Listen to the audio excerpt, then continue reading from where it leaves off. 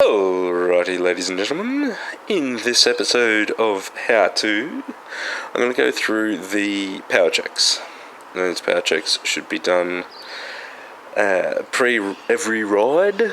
I know I personally am not very great at actually doing them,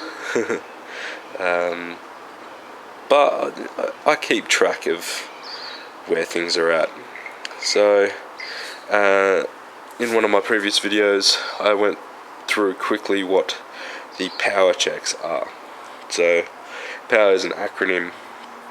It's P stands for the petrol, O stands for oil, I'm giving it away. W stands for water. E stands for electrics. And R stands for rotating. So I'm going to go through them with you now, starting of course with P, being petrol. So you're going to want to open your petrol gauge, petrol lid, and have a look inside there. Yeah, you can't see anything, and that's completely black. But yeah, so there's very little petrol in there. Yeah, bit of a reflection. But yeah, there's very little petrol in there, and that's purely simply because I'm going to be doing maintenance on my bike. So I deliberately run it a bit dry. Now, oil, which is the O. So we come down and we have a look at the oil level. Now that oil level is getting a little bit low, so I would definitely look at topping this up. Again, I'm not worried because I knew I was going to be doing this maintenance program, so I've left that. Now, next up is your water. Now, checking the water, of course, means coolant water. Bikes don't have windscreen washer jets, so don't look for a windscreen washer jet reservoir. You're going to look for a coolant reservoir. And mine is a bit of a pain to check. It's just in this little gap in the side fairing, rear side fairing, and it may not look it, but there is actually fluid in there. I'm shining a light on it at the moment, so that's not making it so that you can see the fluid, but it is there. Alright, so next up we've got E for electrical. Electrical is basically your lights. So you're going to go through and check. You've got high beam and low beam, and you want to check your indicators work, both front and rear, both left and right. Check that your instrument cluster is lit up, and your brake lights work.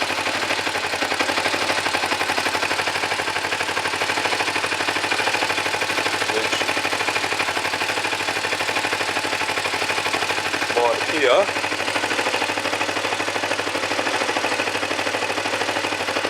to not be working. So that's going to be something that I'll have to look at. It's obviously died on the way over here. So that's your electrical. Turn the bike off now. Now, after electrical is rotating. So rotating is anything that rotates. So you're going to check that your chain is nice and lubed. Check the droop on it, you're going to want to check your wheels, both for tyre pressures. I have got a tyre pressure gauge put on the valve. Nice, quick, easy way of doing it. Mine is, generally I go with the compressor gauge. That way if it's low I can pump it up straight away. You also want to check your tread, make sure you've got enough, you're not running through. Check for punctures,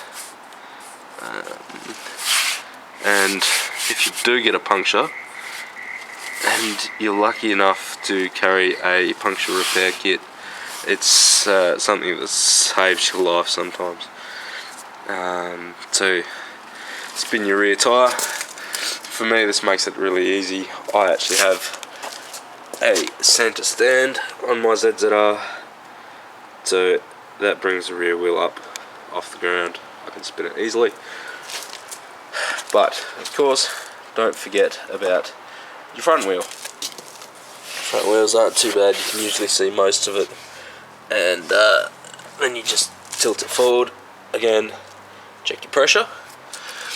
Now, something else that rotates, your brakes. You want to make sure you check. You just give the disc a quick look. No obvious problems, any cracks that you can see. If you can, have a look at the pad wear. Can't really see much with this low light that I've got at the moment.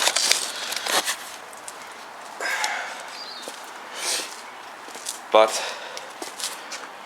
something else you also want to check is brake fluid, both in your front reservoir and your rear reservoir.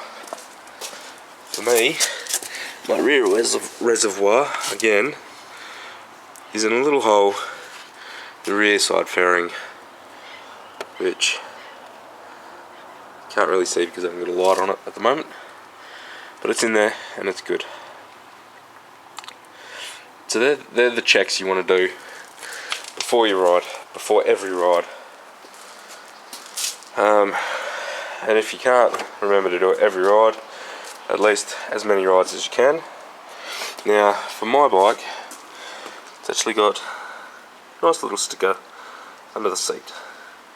It goes through all the things that Kawasaki recommends you should do on a daily basis. Which, something I did forget about, the electronics. Of course, we have a horn. We want to check that horn works, just in case we need it. And kill switch. I never use my kill switch, so I really should learn to actually start checking it every now and then, make sure it works. That way I know that if I need it, it will be there. Another thing with electronics is your charge.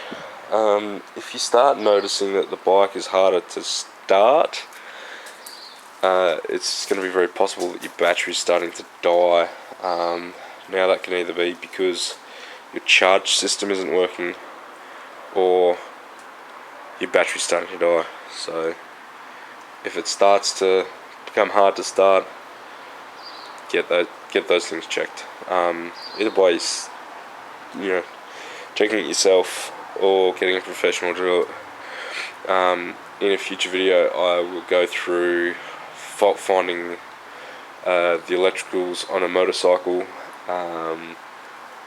So look forward to that one. You might learn a few things. If not, it might just give you some nice little tips and tricks. Anyway, this video has been long enough, so I'm going to let you guys go. And always like, comment, share, subscribe, and hit me up on Facebook. Link is in the description below. And you guys make sure you ride safe, drive safe, and stay safe. Do your daily checks, guys. See ya.